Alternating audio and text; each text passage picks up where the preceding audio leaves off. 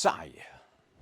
Miq të dashur, nëse nuk e keni dëgjuar fjalën saj, kjo do të thotë nxitim dhe ngutje dhe angazhim dhe iniciativë dhe rrjedh nga saj apo nxitimi Haxherës nënës së Ismailit alayhis salam, e cila nxitoi midis dy kodrave Safa dhe Marwa që të gjej ujë për birin e saj.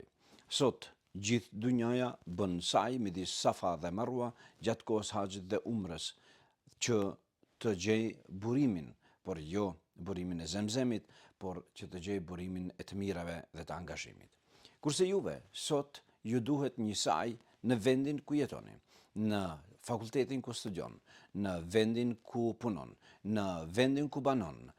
Nuk ke të drejtë në një tokë pjellore, në vendin ku banon, të thuash se nuk kam, përderisa ju në një tokë jo pjellore gjeti ujë ose u lut për ujin dhe nuk qëndroj duar kryq. Nuk ke të drejtë nëse je në një prej fakulteteve tona dhe ta merr mendja se nuk je e aftë ose i aftë për të arritur një deregje të lartë, po je, vetëm të duhet saj.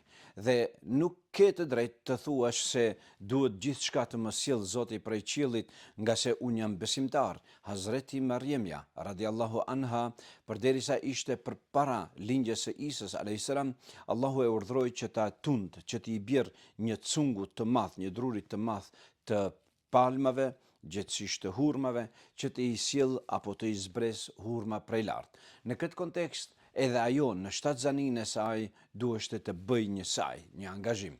Çka është saji yt sot, angazhimi yt sot? Pra, ngritu në këmbë tua, bëru në vertikal dhe angazhou dhe interesou dhe arri pikat më të larta dhe bën saj. Dhe dije se Zoti nuk e shpërblen suksesin, por e shpërblen mundin. Allahu ta shpërbleft mundin e suksesi është në duart të Zotit. Kudo që jeni, ju dëshiroj saj. E atyre që janë në haç, Allahu a pranoft sajin dhe tawafin. Selam aleikum.